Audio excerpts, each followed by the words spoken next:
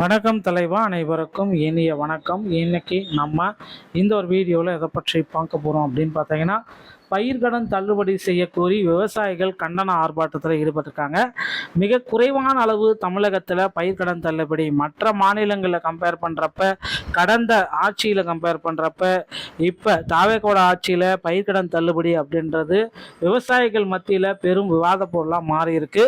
இந்த பயிர்க்கடன் தள்ளுபடி அப்படின்றது என்ன, யாருக்கு இதை வழங்க போகிறாங்க, இப்போ கரண்ட்டில் எவ்வளோ தள்ளுபடி செய்ய போகிறாங்க என்பதை பற்றி வீடியோவில் முழுமையாக நம்ம பார்க்கலாம். ஸோ வீடியோவை பார்க்குறதுக்கு முன்னாடி நீங்கள் நம்முடைய சேனலை முதல் முறையாக பார்க்குறீங்க அப்படின்னா சப்ஸ்கிரைப் அண்ட் பெல்லை கிளிக் பண்ணி வச்சுக்கோங்க. ஸோ வாங்க வீடியோக்குள்ளே போகலாம். பயிர்க்கடன் தள்ளுபடி கோரி விவசாயிகள் கண்டன ஆர்ப்பாட்டத்தில் ஈடுபட்டிருக்காங்க. ஸோ கிட்டத்தட்ட கிருஷ்ணராயபுரம் தேசிய தென்னிந்திய நதிகள் இணைப்பு விவசாயிகள் சங்கத்தில் காவிரி ஆறு என பாசன பிரிவு விவசாயிகள் சங்கம் சார்பில் கிருஷ்ணராயபுரத்தில் ஆர்ப்பாட்டம் நடந்தது. தென்னிந்திய நதிகள் இணைப்பு விவசாயிகள் சங்க தலைவர் ஐயா கண்ணு அவர்கள் தலைமை வசித்து என்ன பேசினார் அப்படின்னு பார்த்தீங்கன்னா, தேர்தல் வாக்குறுதி அடிப்படையில் விவசாயிகளுடைய கடன்களை ரத்து செய்து மீண்டும் விவசாயிகளுக்கு பயிர்க்கடன் வழங்க நடவடிக்கை எடுக்க வேண்டும். மாநில அரசு தள்ளுபடி செய்யவில்லை என்றால் சென்னை தலைமை செயலகம் முன்பு விவசாயிகளை திரட்டி பெரிய அளவிலான போராட்டம் நடத்தப்படும் என்றும், மத்திய அரசு பெரிய நிறுவனங்களுக்கு தள்ளுபடி அறிவித்துள்ளது, ஆனால் விவசாயிகளுக்கு எந்த விதமான தள்ளுபடியும் செய்யாமல் இருப்பது வேதனைக்குரியது. இவ்வாறு அவர் பேசினார். கிருஷ்ணராயபுரம் காவிரி ஆறு பாசன நிர்வாகிகள் கோவக்குளம் ராஜேந்திரன், தட்சிணாமூர்த்தி, கிருஷ்ணன், அம்பிகாவதி உட்பட 100க்கும் மேற்பட்ட விவசாயிகள் இதில் கலந்து கொண்டார்கள். விரைவில் இந்த விவசாய கடன் தள்ளுபடியை குறித்த ஒரு மிகப்பெரிய ஒரு அப்டேட்டை எப்போ வெளியிட போகிறாங்க அப்படின்றது தான் இப்போ கேள்விக்குறியாக இருக்குது. வருகின்ற தமிழக பட்ஜெட் ஆகஸ்ட் 5ஆம் தேதி முதல் தமிழகத்துடைய இடைக்கால பட்ஜெட்டு முதல்வர் விஜய் தலைமையில் ஸ்டார்ட் பண்ணுறாங்க.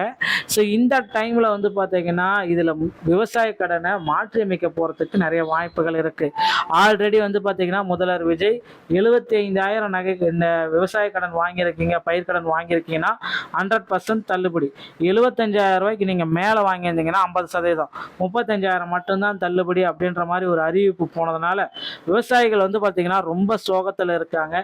கண்டிப்பாக அவர்களுக்கு வந்து பார்த்தீங்கன்னா 5 ஏக்கருக்குள்ள அப்படின்னா முழுமையான தள்ளுபடியும், 5 ஏக்கருக்கு மேலே அப்படின்னா 50% தள்ளுபடியும், தேர்தல் வாக்குறுதிகளில் குறிப்பிட்டதை நிறைவேற்றுங்க அப்படின்ற கோரிக்கைகள் இருக்குது. என்ன பண்ண போகிறாங்க அப்படின்றத நம்ம இன்னும் வரக்கூடிய மத்திய இந்த இடைக்கால பட்ஜெட், தமிழக இடைக்கால பட்ஜெட்டில் நம்ம எதிர்பார்க்கலாங்க.